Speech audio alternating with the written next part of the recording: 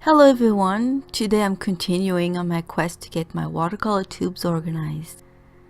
In a previous video I showed you all my watercolor tubes and explained to you how frustrated I was because I ended up only using a few, only those that fit in my palettes. And my first step in organizing them was to make swatches so that I could see all the beautiful colors that I have. Next, I made swatches of the colors that were in my two palettes. The bigger one that I use mostly in the studio, and the small one that I take with me when I travel. But I still have all those colors that don't fit anywhere, so when I want to use them, what I do is make those little dots on the mixing area. But when I'm done and if there's some dots left, I don't want to get rid of it. I don't want to clean it up. And so I end up with all those palettes with the wells full of different colors that I want to save for next time I paint. However, all my little palettes and mixing wells, they're all full and I don't have any more mixing areas anywhere. I didn't want to spend too much money and buy another palette to put all those extra colors that I have. And also I don't have much room to store any extra big palettes. But then I remember watching all those cool DIY travel palettes videos from Mia Kapow, Jennifer Charlie Art, and Malamic Art, and I decided to try it too. So I went to the dollar store and I got a few interesting items and I started working on my palettes. So first of all, I was pretty happy to see that there were 12 wells, and I know they're not as big as a regular half pan, but it doesn't matter because the colors I'm going to put in there, I'm not going to use them that often. I just want to have them available when I need them without having to squeeze them out of the tubes. And also because sometimes when you don't use a tube for a while, the binder tends to separate from the pigment inside. And it's not for all the colors, but some of them. And so when you go to squeeze some paint out, only the binder comes out, and it's kind of annoying. You have to use a toothpick to try to mix the colors and the binder together inside the tube. So if I do that in the palette and mix the binder and the pigment in the little well, and then they dry it together, at least they won't be separated and I won't have that problem anymore. And now the fun begins. I used a knife to remove the makeup pans from the palette, and I must say it was not as hard as I thought it would be. However, those pans are held with glue, and the glue residue was a real pain to clean up. At first I tried to scrape it off with my knife, but I had a hard time reaching all the different corners, so I ended up using tweezers, and I was able with the flat edge of it to kind of scrape it off and pull it off with my fingers.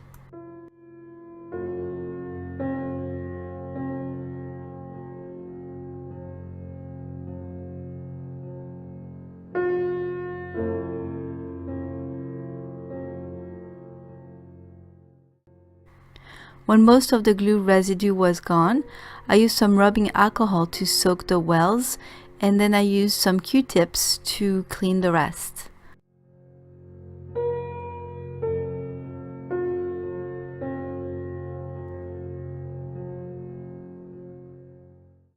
The makeup itself is very easy to remove from the pans, so I decided to clean them all up and save them in case I want to make another DIY palette. They might come in handy. And if I had known it was easier to just remove the makeup without removing the whole pan, that's what I would have done in the first place instead of going through all the trouble of removing the glue.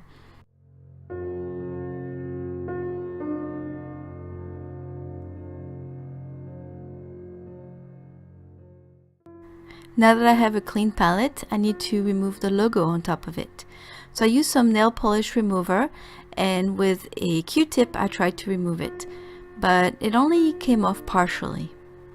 The reason why I wanted to remove the logo is because the top is clear and the top is also my mixing surface, and I didn't want to see it through the clear top onto my mixing area.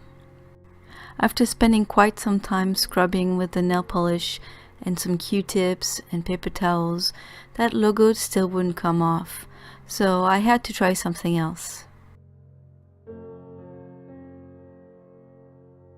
I ended up using mineral spirit and it worked like a charm.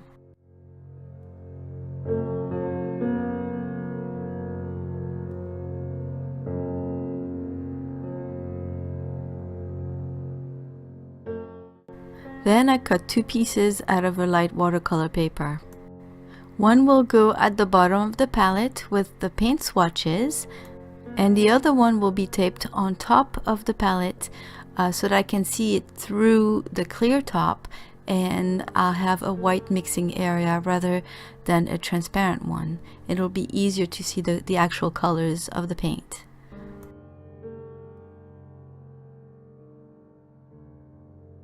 And I used clear packing tape to stick it on.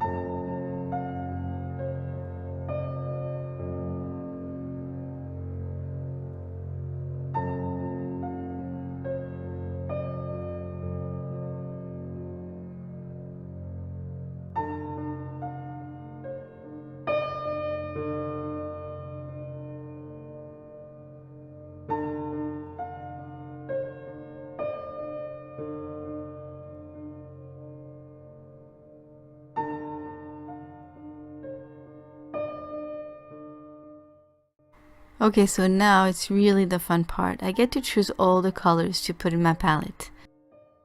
I ended up using most of my Daniel Smith Triad paints, as well as a few extra colors. And because the hole for the makeup applicator is too small for a travel brush, I ended up using hot glue, and I split that area into 3 wells. I also used the hot glue gun to make several mixing areas. I don't use it very often, so it looks a little messy, but it works very well.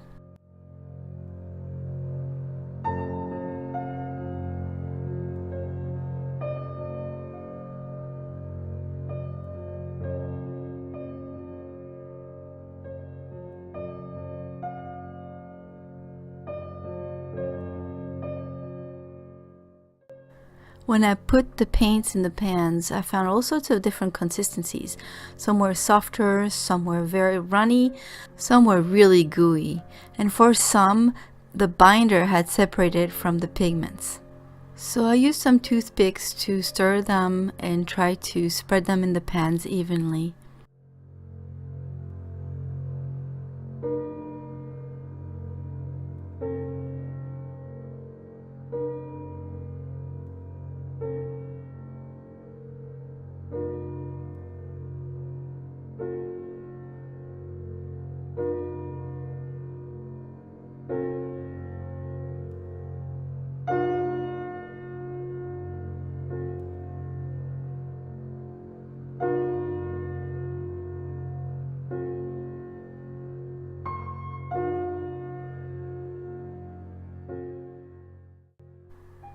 When that was done, I made the swatches to stick under the palette, and so that I could see all the different paints that I had in this palette.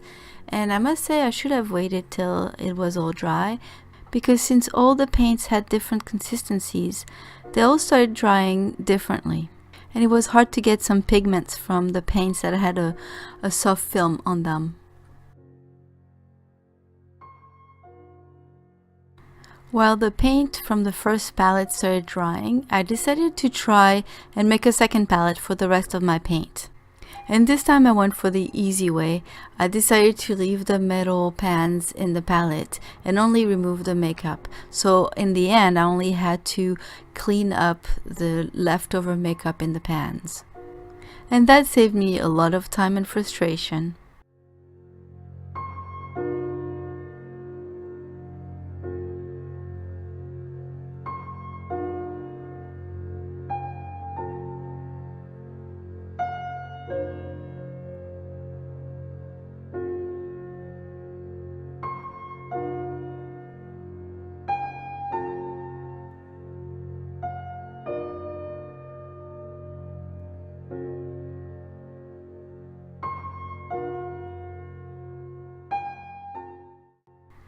All I needed to clean up those pans was water and a few Q-tips.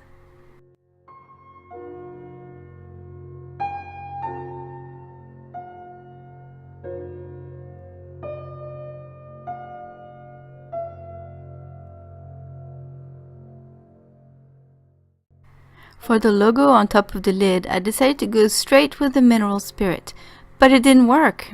So I used the nail polish remover again, and then the mineral spirit, and then it seemed to work. So I think there are several layers. I'm not sure what they're made out of, and the first layer is removed with the nail polish remover, and the second one with the mineral spirit. So something to keep in mind.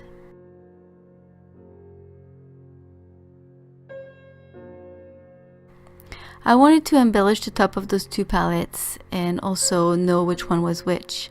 But all I could think of at that point was using washi tape. So I used two different washi tapes for the two different palettes. But I'm not really happy with the results, so I might redo the top of those two palettes later on.